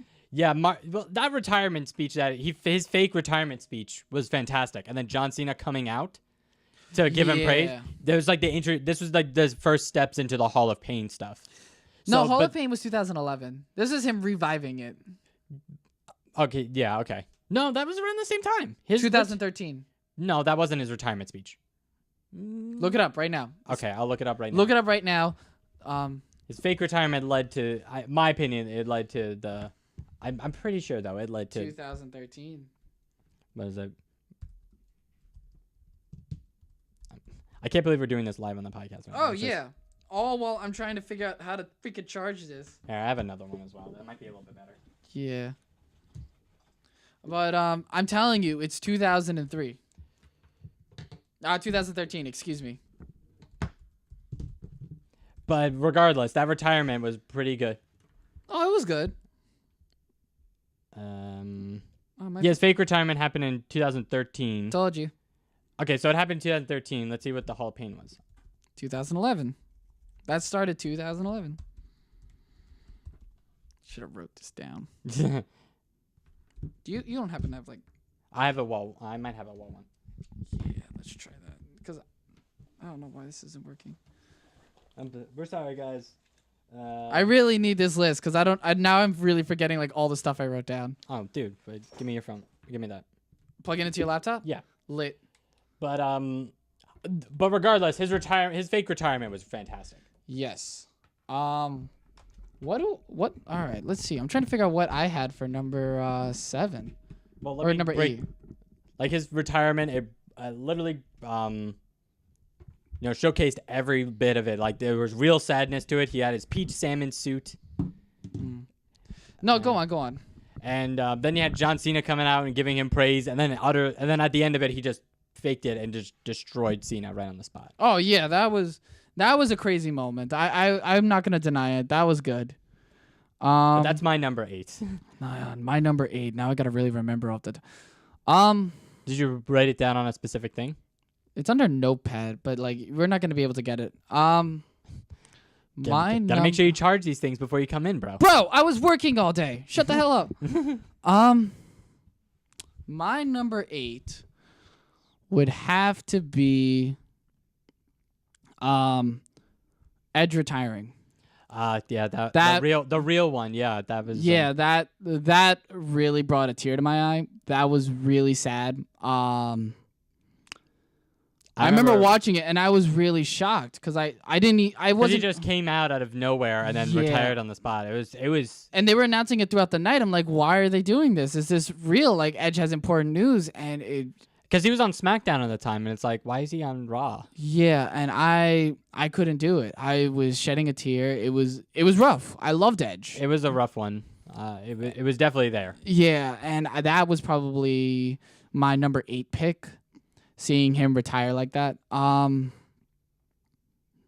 Yeah, I thinking about it now. It was just some sad. It was really sad. Is it not charging? It's not charging, but I think I got it all. Okay. My number 7 would have to be Punk versus Cena.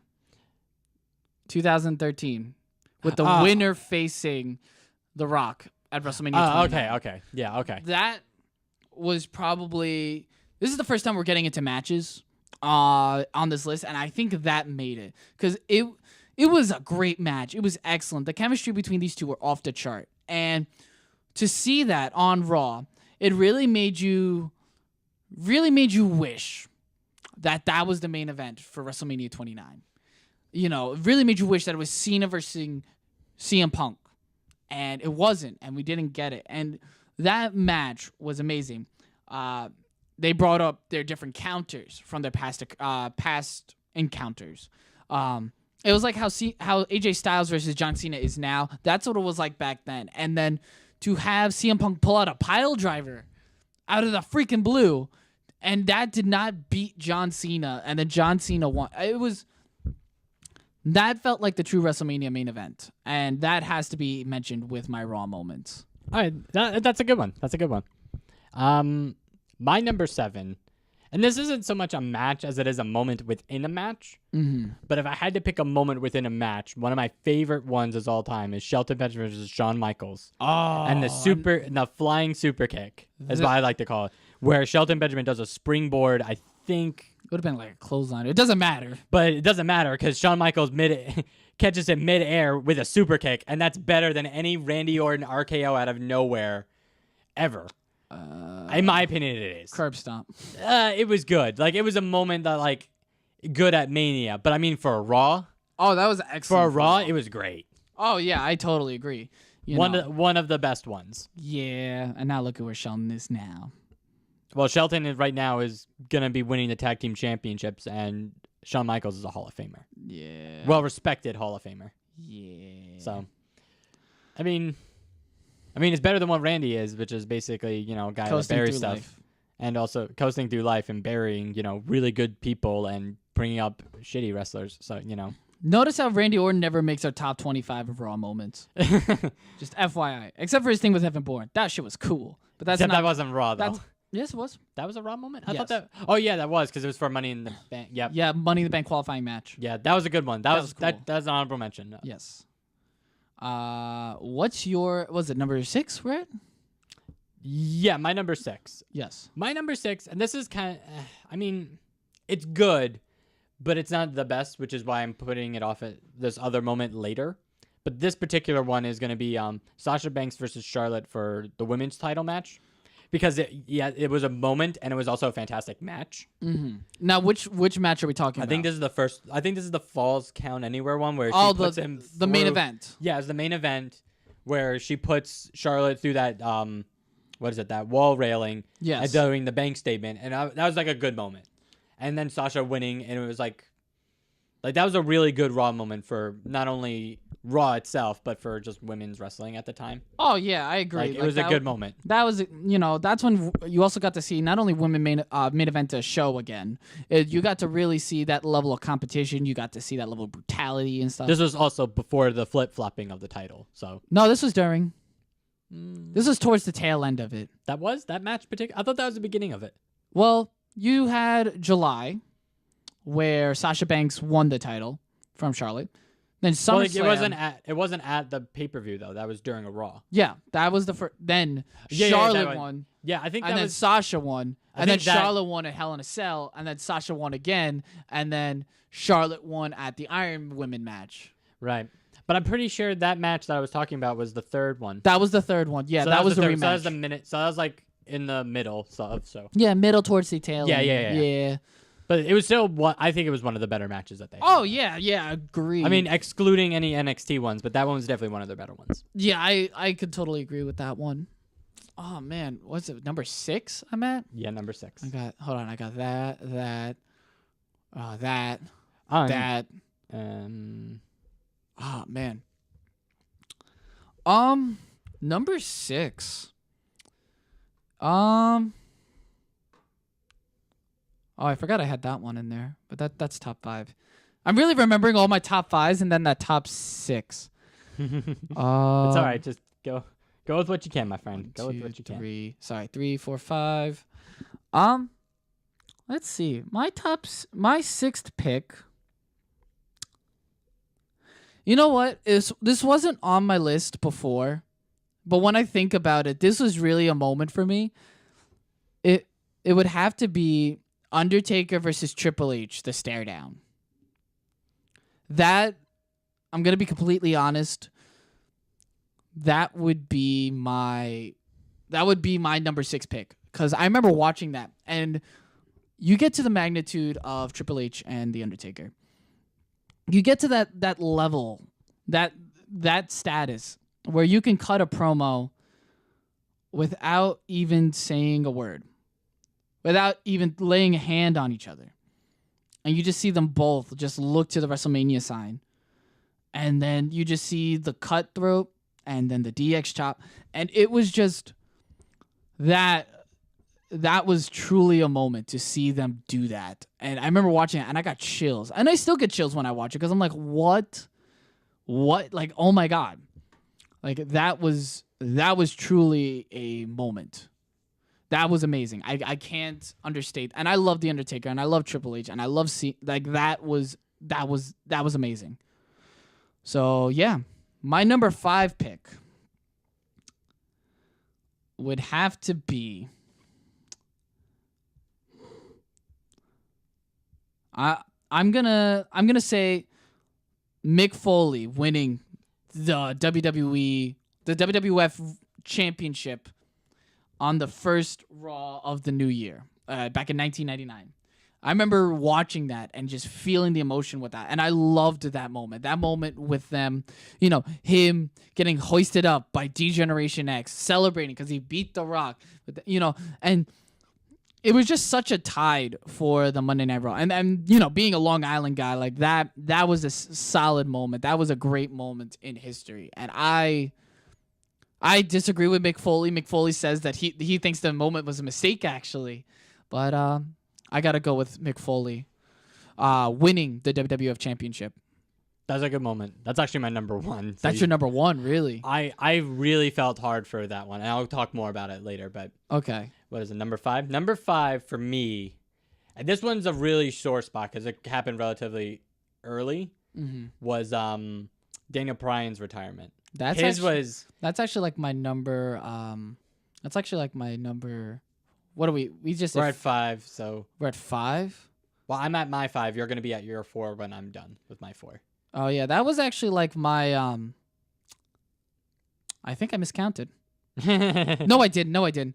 I had 1, 2, 3, 4. Yeah, that was my number 4 actually. All right, so let's talk about it together, and then I'll go into my number 4. Yeah, like that one. I remember when it happened when he was gonna go out to Raw and he had everything shaved and it was really surreal. And like we're grown adults at this point and we know what goes on behind closed doors. I mean, as much as we're allowed, as much as we can know at least. So watching it like that was it was rough. It was rough to watch. That moment really had me in tears, and I remember I was at the bus stop watching that because I was just like, this didn't just happen. And I remember watching it, and I was just starting to cry because I really didn't believe that Daniel Bryan would retire. I thought that he would just recuperate and he would be. Yeah, I thought that's what he was gonna go out to Raw. It would be like, oh, we're gonna do some things, but I'm gonna be back to wrestling soon and stuff. But no, it was his retirement. That was, and it was rough to hear that. It really was. He was billed as a guy that was gonna really change wrestling, and for WWE at least. And yeah, it was a rough one to watch. It was very difficult. Like I couldn't believe it. I couldn't believe that he retired. I still can't believe it. I still feel like he's gonna come back, and he should, and I think he will. But it's just, and if not in WWE, he's just gonna go all in. I mean, that's really what it's gonna be. And then Cruz. Well, Cruz then All In. No, it'd be All In then Cruz. All In is in September. Cruz is at the end of October.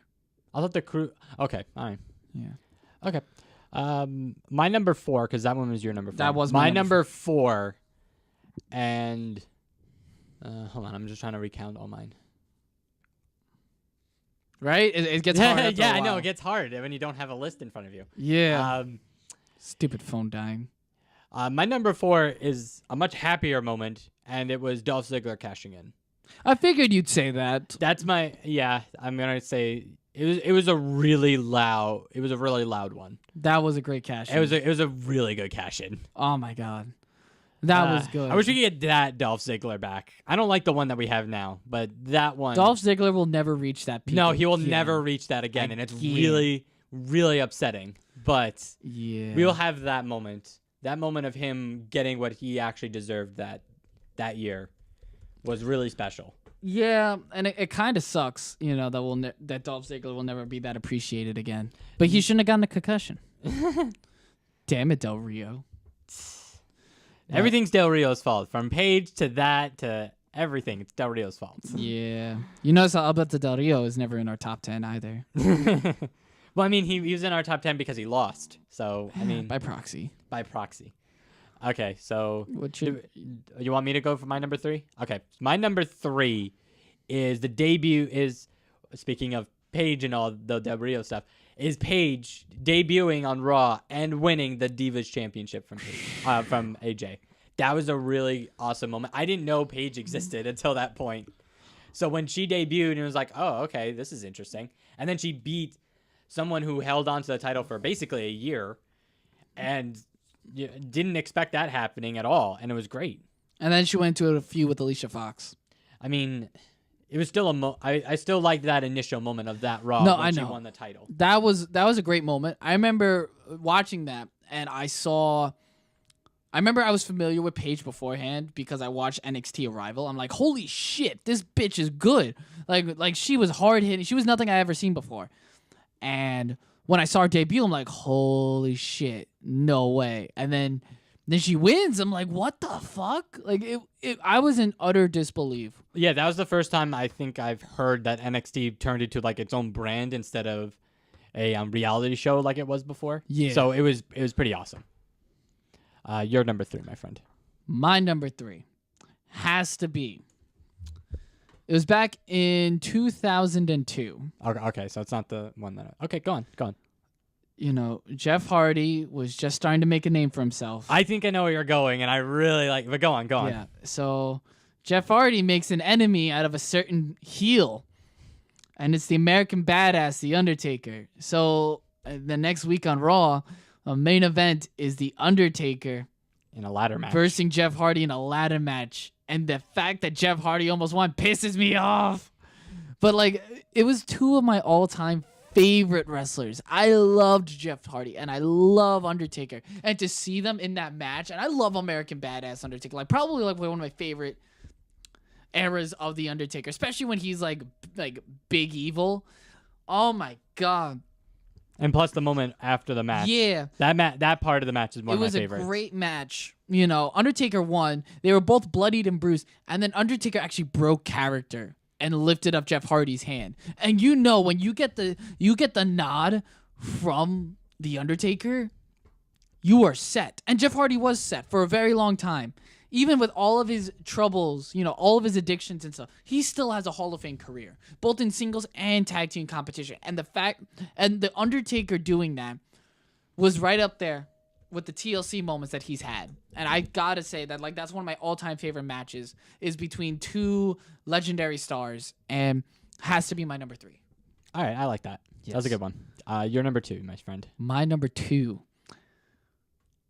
I think you can smell what I'm cooking. That's a good moment. That's a good moment. The Rock returning as the WrestleMania host, his return. Yeah, was probably his return was pretty sweet. That was my number 2 because I'm just like, who is this? And I remember watching it live, and my sister and I were watching it, and when it happened, I just saw all the lights come out. I'm like, who is it? Was it gonna be The Undertaker? Is The Undertaker going to be hosting WrestleMania? Because I don't know. And then you just hear if you smell what The Rock is going, like, what?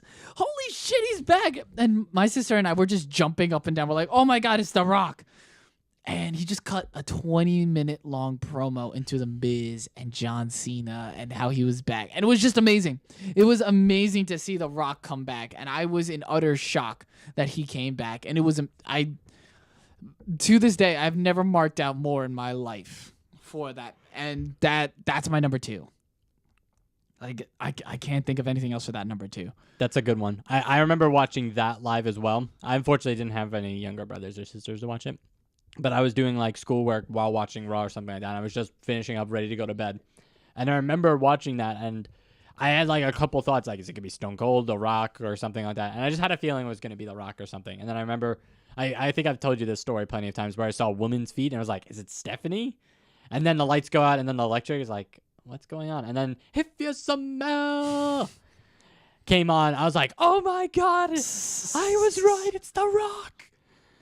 Favorite wrestler of all time, by the way. On strictly for his character.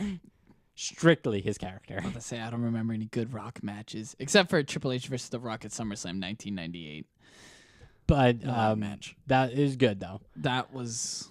It was a great moment. My number 2, and I'm curious if to think that this is your number 1 or not, but it might. I'm not sure.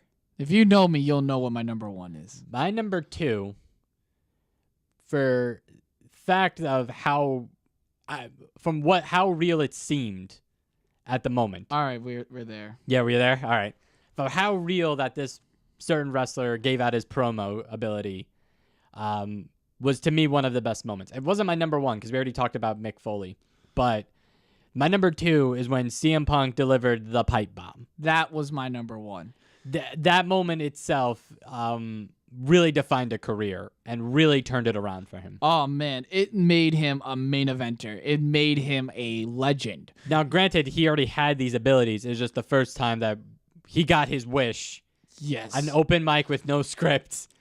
And just, wow. Like, I remember watching that, and I'm like, what the hell? And I'm like, holy shit. Yeah, he just starts roasting everyone. And these are like real roasts. They're not like the fake written ones by like the comedians or the writers in the back. These were like, he probably meant this like in the back of his mind. He's gone on interviews saying like, just feeling my mind and stuff like that, like letting some frustrations out, but not all of it was real. Some of it might have been real. I think at the time it was real, and I think it was such a great moment for Raw because that was the first time in years where it drew legitimate headlines. Yeah, like that's the legitimate first time we're story. like, oh, wrestling's probably gonna be cool again because of this one promo. Yeah, and that promo, I actually did that for to get when I was part of the drama club at Stony Brook Actors Conservatory. You read the monologue. I did do the monologue, and it got me a couple of parts.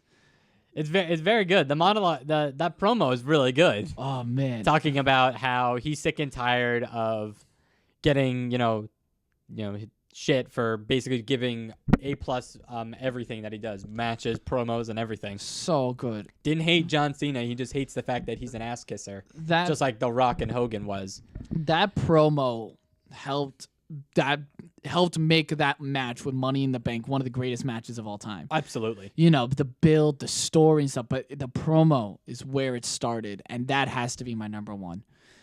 And fun fact, WWE ranked it number 2. Which is interesting considering that they're still in a lawsuit with CM Punk, and You can't deny that. can't deny that there's something going on. Like, you could say all you want. We know we're not idiots. It's possible. It may not be entirely truthful right now, but it's possible that it could happen again. Oh man, but yeah, the pipe bomb has to be my number 1. And you still need My number 1 is Mick Foley winning the title for a multitude of reasons. One being like that's like the first real Long Islander to win a major championship. That's the only real Long Island. Well, Zack Ryder, but not like the main title, but you know what I mean. You know what I mean. I know. You know what I mean. But like that's a guy that you wouldn't expect being a WWF champion at the time. And he was a real underdog, and he was a well-liked underdog. And, the match was okay. There was some really good moments, and then Stone Cold giving him the assist, and then the 1, 2, 3, not expecting it to happen. And really, that's what turned the tide for a ratings war that had with one of his biggest competitors. Yeah, because you want to know what they did on Raw. Do you want to tell them what they did with Nitro at the beginning of Nitro's broadcast that same night? What? Shivani was like, Foley's going to win Mankind's going to win the title tonight. Oh, that'll definitely put some butts in the seats. And they did, and then they rose up and giving fucking cheers. So Yes. You know what, Shivani? Fuck you. Yes. And then Shivani's like, oh, in hindsight, that was a really bad idea. It was a bad idea. 'Cause But like, you know what WCW countered with in their main event? what? The finger poke of doom. Hogan versus Nash. Poke. 1, 2, 3. WCW World Heavyweight Championship. New one was crowned, and it was Hogan. That's what they had against Mick Foley winning the title. Yeah, good job, WCW. We could see you being the top dog in wrestling company right now. Clap and a half. Okay. Wow, I like how you catch on to that. It was very nice. Yeah. But that was our top moments for Raw, our favorite moments. Yes. We hope that you guys had some fun moments. Let's just quickly talk about what we're expecting the Raw 25 to happen. The Revival's going to get buried. Yeah, they're going to get buried. They called out Legends. They're going to get the Ascension treatment. Oh, God. They're going to get the Heath Slater treatment that they did at Raw 1000. Remember Heath that? Slater got a push after that, though. to get a contract that, like 3 years later. That's different. Unless they get the Revival treatment, where Revival actually destroys some Legends. That would be cool. Oh, man. Who would you like to see the Revival destroy next week on Raw? APA, because I would like to Yes. see them just beat the crap out of JBL. Because I felt like he needed to. Oh, yeah. I feel like he needs to get his comeuppance. And then for- Ron Simmons just comes in and is like, Damn. But you know something that's very interesting, that Chris Jericho is coming, yes. and I did not expect that. Like I was expecting, okay, maybe if he did the one-off at New Japan and he never showed up to any other New Japan stuff after that, like, yeah, sure. But then when he did that to Naito after Wrestle Kingdom, Are you thinking what I'm thinking? maybe we're thinking the same thing. But go on. Naito ambush during I will Raw. If that happens, I swear to God, we're done. We're just going to watch everything Chris Jericho from now on because he's the world's greatest wrestler. AJ Styles can suck it. That's it. Well, I don't know about that. But, like, if that happens, New Japan just got 2 new people that are watching on a consistent basis now. like, that would be amazing. I mean, I don't see that happening, but if it does, like, wow. I can see New Japan doing a one-off deal with that, with WWE. Oh, God, I would love that. That'd be so great. Oh, man.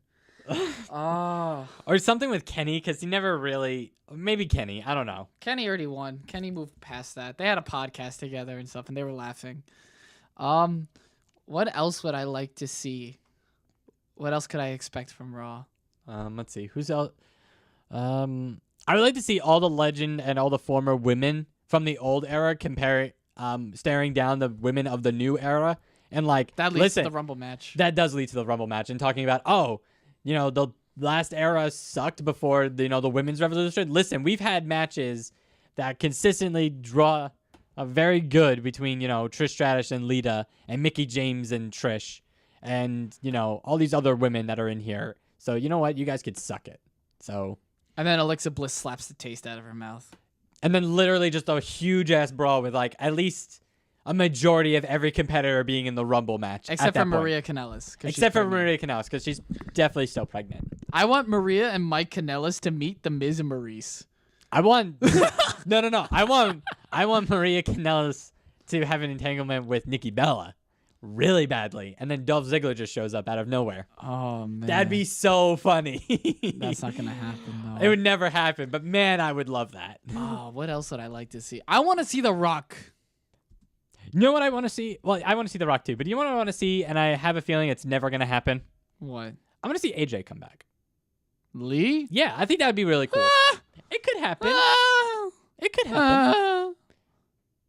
It could. Hey, she misses wrestling more than Punk does.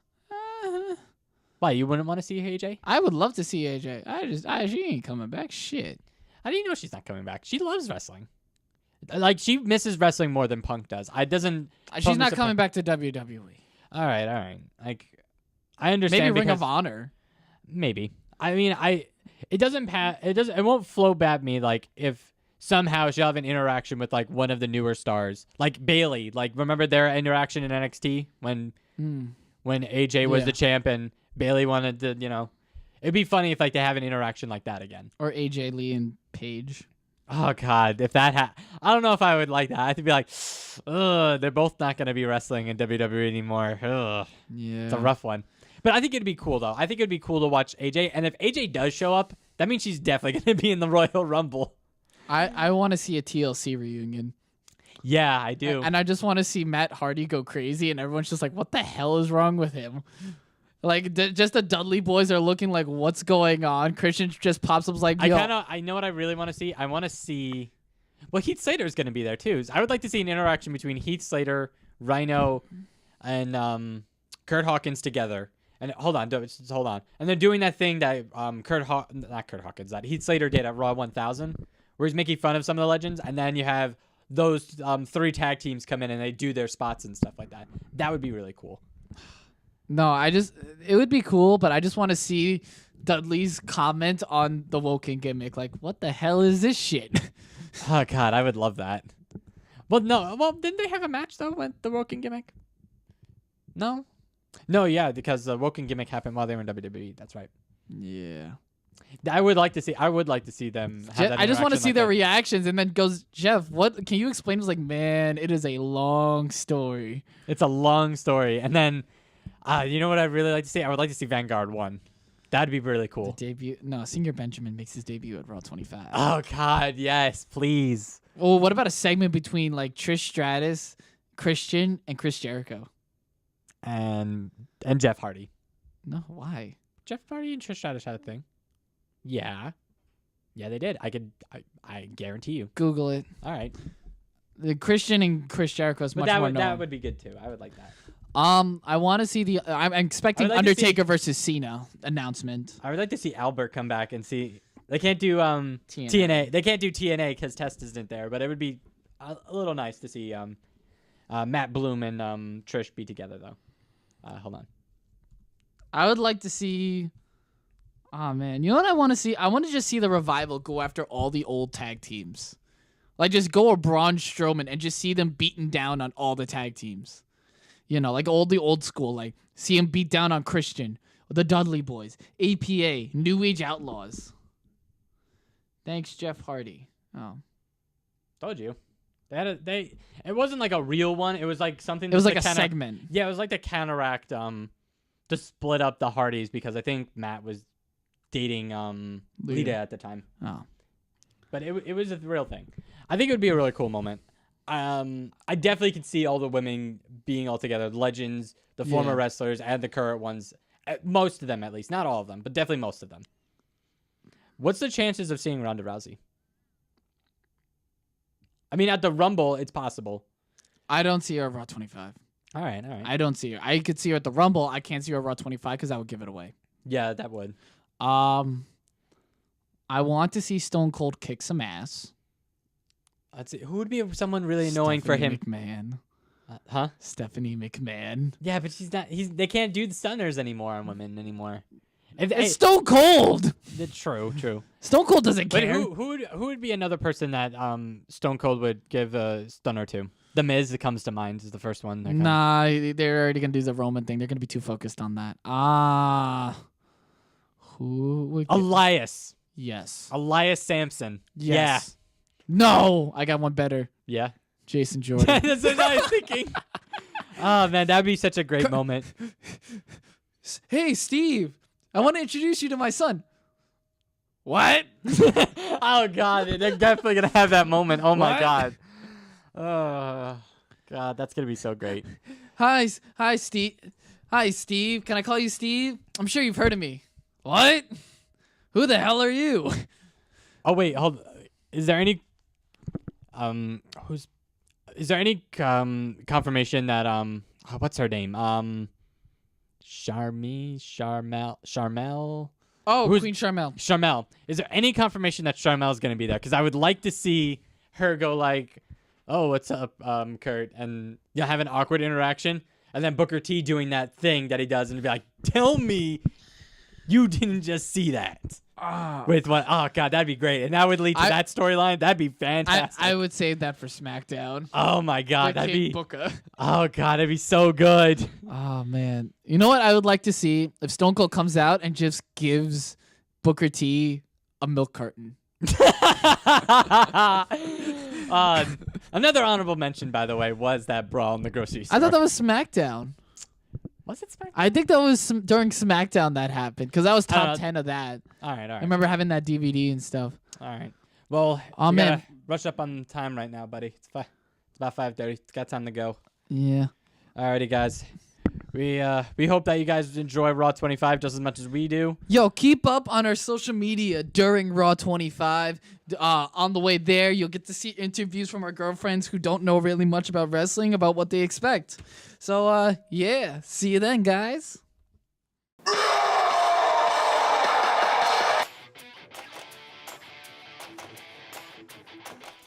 Thank you, everyone, for staying tuned to our podcast. Special shout out to the Sachem Public Library for the continued use of their equipment and space. Continue supporting us by rating and subscribing through Patreon, Audio Boom, Stitcher, TuneIn, Castbox, Radio Public, iHeartRadio, Spotify, Google Play Music, and Apple Podcasts at Marks for Life Podcast.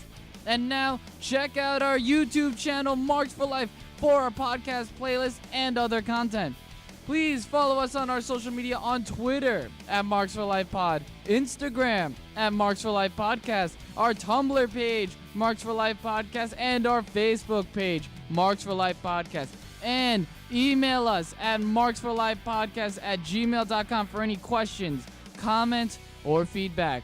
Until next time, Audio Marks.